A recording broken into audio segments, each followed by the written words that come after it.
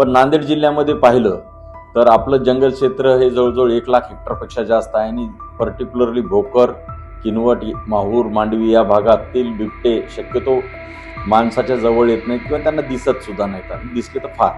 आता बाकीच्या क्षेत्रात जर पाहिलं, लोहा, कंधार, मुखेड, देगलूर या भागामध्ये वनक्षेत्र कमी आहे आणि साहजिकच ते ऊसाच्या शेतात असतात आणि ऊसाची काढणी सुरू झालेली आहे. तर तशा वेळेस त्यांचा वावर दिसतोय. आणि राहिला घुसखोरीचा प्रश्न, असा आपण म्हणू शकत नाही पण वनक्षेत्र जिथं विरळ झालेलं आहे किंवा तुटक क्षेत्र आहे, तशा ठिकाणी बिबट्या हा मानवी वस्तीत किंवा मानवी शेतीमध्ये हा आढळून येतोय. आता एकूण जर पाहिलं, महाराष्ट्रामध्ये बऱ्याच ठिकाणी बिबट्यांचे हल्ले होताना पाहायला मिळतात आणि मानव आणि बिबट्या हा संघर्ष वाढताना पाहायला मिळतो. नांदेड जिल्ह्यात जरी नसले, एखादी घटना आहे नांदेड जिल्ह्यामध्ये, तर महाराष्ट्रातल्या इतर ठिकाणी हा जे वाढता संघर्ष पाहायला मिळतोय, याची नेमकी काय कारण आहेत आणि माणसाने कोणती दक्षता बाळगणं अपेक्षित आहे? माणसानं घुसखोरी केलेली आहे त्यांच्या क्षेत्रामध्ये, का बिबट्या माणसाच्या क्षेत्रामध्ये घुसखोरी करतो? काय वाटतं? हा प्रश्न थोडा वेगळा आहे. महाराष्ट्रामध्ये काही जिल्ह्यामध्ये वनक्षेत्र कमी असल्यामुळं आणि तिथं हे बिबटे ऊसाच्या शेतीत असल्यामुळं साहजिकच माणसाचा तिथं वावर जास्त असतो, तशा ठिकाणी कॉन्फ्लिक्ट निर्माण होतात. पण नांदेड जिल्ह्यामध्ये पाहिलं तर आपलं जंगल क्षेत्र हे जवळजवळ 1,00,000 हेक्टरपेक्षा जास्त आहे आणि पर्टिक्युलरली भोकर, किनवट, माहूर, मांडवी या भागातील बिबटे शक्यतो माणसाच्या जवळ येत नाहीत किंवा त्यांना दिसत सुद्धा नाहीत, आणि दिसले तर फार. आता बाकीच्या क्षेत्रात जर पाहिलं, लोहा, कंधार, मुखेड, देगलूर या भागामध्ये वनक्षेत्र कमी आहे आणि साहजिकच ते ऊसाच्या शेतात असतात आणि ऊसाची काढणी सुरू झालेली आहे. तर तशा वेळेस त्यांचा वावर दिसतोय. आणि राहिला घुसखोरीचा प्रश्न, असा आपण म्हणू शकत नाही पण वनक्षेत्र जिथं विरळ झालेलं आहे किंवा तुटक क्षेत्र आहे, तशा ठिकाणी बिबट्या हा मानवी वस्तीत किंवा मानवी शेतीमध्ये हा आढळून येतोय. पण याच कम्पेअरमध्ये आपण जर पाहिलं, किनवट, मांडवी किंवा या भागामध्ये तो बिबट हा शक्यतो दिसत नाही, कारण तिकडे जंगल हे फार मोठ्या प्रमाणात आहे आणि चांगलं जंगल आहे. मानवी वस्तीच्या आजूबाजूला बिबट्या फिरताना दिसतो. त्याचं कारण असं आहे का, की त्यांना मिळणारी जी शिकार आहे, आता बिबट्यांची शिकार जर पाहिलं तर हरिण असेल, ससे असतील, हे त्या तुलनेमध्ये जर त्यानं 8 ते 10 वेळेस अटॅक केला तर त्याला एकदा शिकार मिळू शकते. मात्र कुत्रा हा मानवी वस्तीमध्ये राहणारा प्राणी आहे आणि त्याला तो सहज उपलब्ध होणार आहे. त्यामुळं बिबट्या मानवी वस्तीच्या आजूबाजूला फिरताना पाहायला मिळतो का? तसं आपण पूर्णतः तसं तर म्हणू शकत नाही, पण ज्यावेळेस तो बिबट्या फिरतोय आणि त्याला रानडुक्कर, हरिण किंवा नीलगाय किंवा कोणताही प्राणी आढळून नाही आला आणि त्यावेळेस भूक लागली असेल, तर साहजिकच आहे, कुत्रा किंवा इतर पाळीव प्राणी आहेत तर तो त्याच्यावर अटॅक करतो. मानवी संघर्ष आणि बिबट्यांचा संघर्ष टाळायचा जर असेल तर अशी कोणती गोष्ट आहे ज्याची माणसाने दक्षता घेणं अपेक्षित आहे, जेणेकरून भविष्यात हा संघर्ष होणार नाही? आपण विचारलेला प्रश्न बरोबर आहे की सध्या आता बिबट्याचा वावर आपल्या जिल्ह्यामध्ये काही तालुक्यामध्ये मागील काही दिवसापासून दिसून येतोय.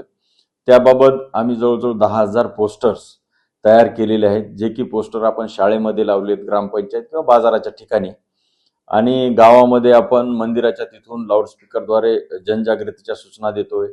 शाळेत मुलांना बसवून बिबट्या बाबत काय दक्षता घ्यायला पाहिजे ते सुद्धा देतोय.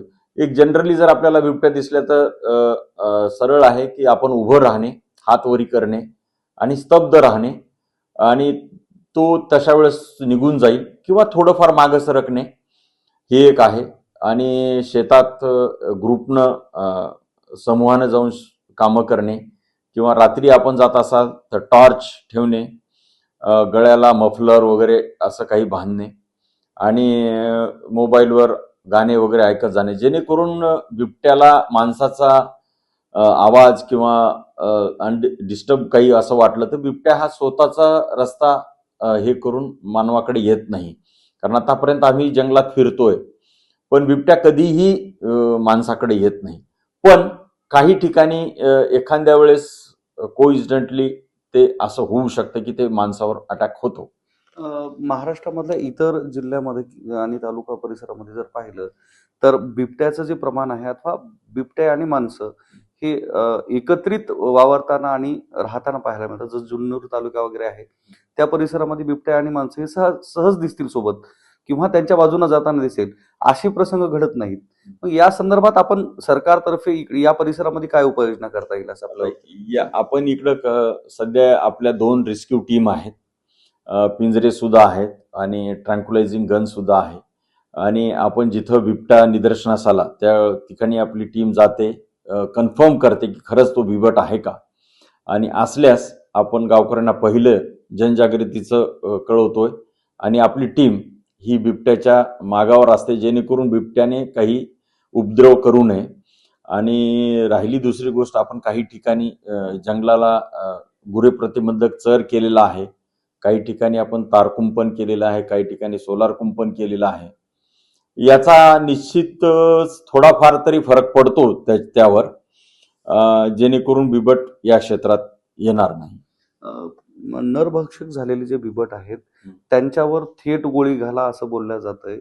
कितपत योग्य आहे की एखाद्या वन्य प्राण्याला जो हिंस्र झालाय असा त्यामुळे त्याचा मुळातच डीएनए हा हिंस्र आहे आणि त्याच्यावर गोळ्या घालणं कितपत योग्य असं वाटतंय? बरेचसे राजकीय मंडळी सुद्धा त्या गोळ्या घालणेच उचित आहे असं बोललं जातंय.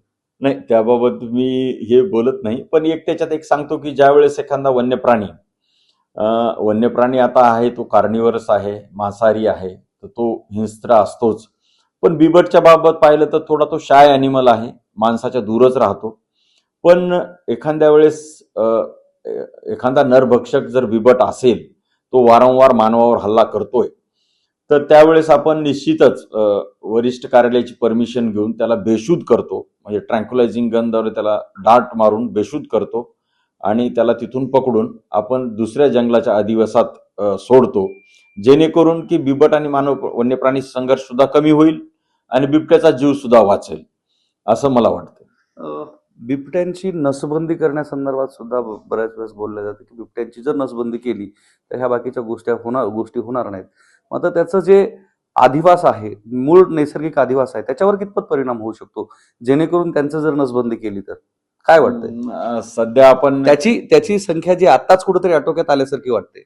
नाही, त्याबाबत सद्यस्थितीत ते प्रायोगिक तत्वावर आहे आणि शासन त्याच्यावर विचार करतंय. आता सद्यस्थिती आपण त्याच्यावर काही बोलू शकत नाही की पुढे काय होईल किंवा कसं आहे. नाही, कारण आपण वन उपसंरक्षक आहात आणि प्राण्यांचा आणि जंगलाचा चांगला अभ्यास आहे आपल्याला. जर एखाद्या नैसर्गिक अधिवासात राहणाऱ्या प्राण्यांवर जर या पद्धतीनं प्रक्रियाच म्हणावं लागेल एका प्रकारची, ती जर झाली तर जे आपली नैसर्गिक चैन आहे त्याच्यामध्ये काय परिणाम होऊ शकतो आपल्याला असं वाटतंय? नाही, आता हा सध्या प्रायोगिक तत्वावरचा आहे. याचा वन विभाग अभ्यास करून हे कार्यक्रम करत आहे. त्याच्यामुळं असं नैसर्गिक अन्न साखळीवर तरी काही प्रश्न होणार नाही असं सध्या तरी दिसतंय. हे योग्य आहे का? योग्य आहे, कारण प्रथम आपल्याला मानवाचं संरक्षण, सुरक्षा आणि त्याची शेती, त्याचं घर हे एक महत्वाचं आहे. कारण भीतीदायक वातावरणात माणूस काम करू शकत नाही. पण एक आपण प्रिव्हेंटिव्ह मेजर्स म्हणून शासन ह्या उपाययोजना करत आहे आणि त्या निश्चितच वैज्ञानिक दृष्ट्या काम करतील आणि ते पुढे बिबट्यासाठी आणि मानवासाठी सुद्धा दोन्ही योग्य राहील. ज्या पद्धतीनं आता हे संघर्ष होताना पाहिलं तर बिबटे पकडले जातात आणि इतरत्र वनामध्ये सोडले जातात. महाराष्ट्रामध्ये आणि एकूणच देशामध्ये असं एखादं संरक्षित जंगल आहे का ज्या ठिकाणी बिबट्यांचा अधिवास आहे, जो नैसर्गिक अधिवास म्हणून तयार होईल? या ठिकाणी महाराष्ट्रामध्ये त्या पद्धतीचं जंगल कुठं आहे का? काय वाटतंय? नाही, बिबट्या तसा पाहिला तर हा व्हर्साटाईल ॲनिमल आहे. हा जंगलामध्ये या दाट जंगलात सुद्धा राहतो, विरळ जंगलात सुद्धा राहतो किंवा शेतीमध्ये सुद्धा राहतो, जसं ऊसाच्या शेतीमध्ये, हिमालयात राहतो. म्हणजे बिबट्या हा सर्व भारतभर आहे. त्याच्यामुळं त्याला जंगलच पाहिजे असं नाही. पण ज्यावेळेस विरळ क्षेत्रात किंवा शेतीमध्ये राहतो तर त्यावेळेस मानव आणि वन्यप्राणी संघर्ष हा निर्माण होतो. तर एकच जर पाहिलं तर सर्व दृष्टीनं पाहिलं तर बिबट्याचा अधिवास टिकवणे हे सुद्धा गरजेचे आहे. बिबट्यापासून मानवाला काही होणार नाही याची सुद्धा दक्षता वन विभाग घेतच आहे आणि जेणेकरून वन आणि वन्यजीव याचं संरक्षण व संवर्धन होईल. निश्चितच. तर हे आपल्यासोबत होते उपवन संरक्षक केशव वाबळे ज्यांनी बिबट्या आणि मानव संघर्ष आहे त्या संदर्भात भाष्य केलंय, जेणेकरून भविष्यात येणाऱ्या कालावधीमध्ये बिबट्याचंही संरक्षण व्हावं व मानवी वस्तीवर व मानवावर होणारे हल्ले जे आहेत ते कुठेतरी थांबल्या जावेत, त्यांना एक नैसर्गिक योग्य असा अधिवास मिळावा आणि माणूस आणि बिबट्या यांचं योग्य पद्धतीनं समायोजन होऊन दोघं एकत्रित चालावे अशी आशा त्यांनी बाळगली आहे. कॅमेरामन सुधाकरसह मी धनंजय सोळंके, टाइम्स नाऊ मराठी, नांदेड.